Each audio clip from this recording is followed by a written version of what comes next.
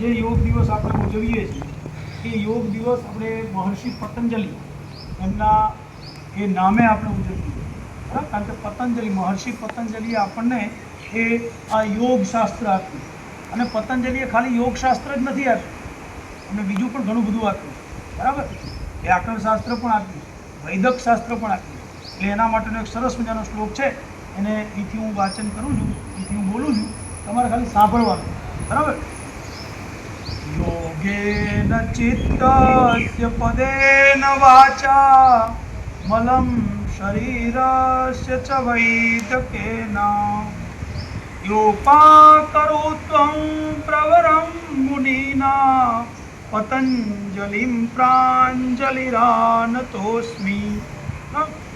મહત્વ એનો મતલબ એવો છે કે યોગેન ચિત્તસ્ય, યોગથી જેણે યોગથી જેણે યોગ શાસ્ત્ર આપીને જેણે કઈ શુદ્ધિ કરી?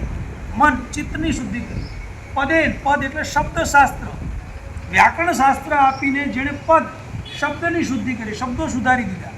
અને વૈદક, વૈદક એટલે આયુર્વેદ શાસ્ત્ર, આયુર્વેદ શાસ્ત્ર જેણે આપીને આપણું મલમ શરીર, શરીરના જે મળ, શરીરનો જે કચરો, આ બધું જેણે દૂર કરી દીધું, આવા એ મહર્ષિ પતંજલિ, એને એ આજના દિવસે આમ તો આપણે યાદ કરીને એમને પ્રણામ કરવા જોઈએ, એવી વાત આ શ્લોક દ્વારા આપણને દર્શાવવામાં આવેલી છે. એટલે આજના દિવસે આપણે મહર્ષિ પતંજલિને જો યાદ ના કરીએ તો આ વિશ્વ યોગ દિવસ જે આપણે ઉજવીએ છીએ એ ખરેખર અધૂરો ગણાય. એટલે આજે આપણે એમને સૌ પ્રણામ કરી અને આજનો આ યોગ દિવસ એ આપણે ઉજવણી કરી રહ્યા છીએ. એટલે આ આપણને ખબર હોવી જોઈએ. મહર્ષિ પતંજલિ રચના કયા કયા 3 શાસ્ત્રોની કરી છે?